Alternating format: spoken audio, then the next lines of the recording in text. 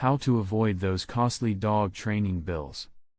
Having grown up in a very small town in eastern Canada, I had always been around dogs and they have always captivated me.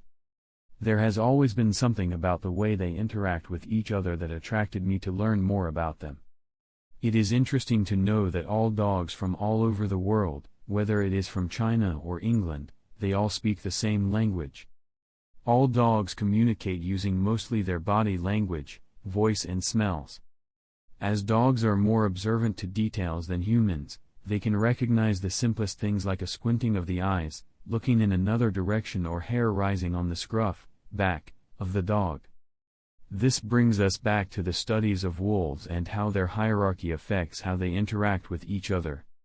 But now that dogs are living in a completely new environment, say in a suburban area with little or no nature around them, we must begin to start taking into consideration their emotional needs.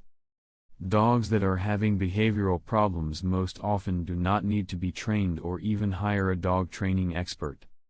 They usually just simply have too much energy stored up into them and they cannot burn that energy locked up in a house or apartment.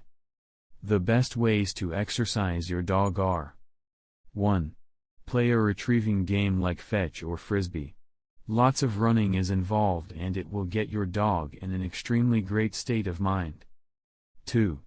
If you are familiar with dog training techniques, you and your partner can stand at opposite ends of a park and practice name recalls, or the come command. 3. Take your dog jogging, biking or rollerblading with you. Please take the necessary precautions for these sports, but if you live in the country where nobody can bother you and your dog, then go for it. 4. Walk your dog.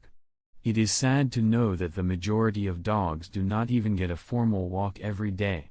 Their owner simply does not take them outside, other than the backyard, so a walk would be tremendous to get your dog active.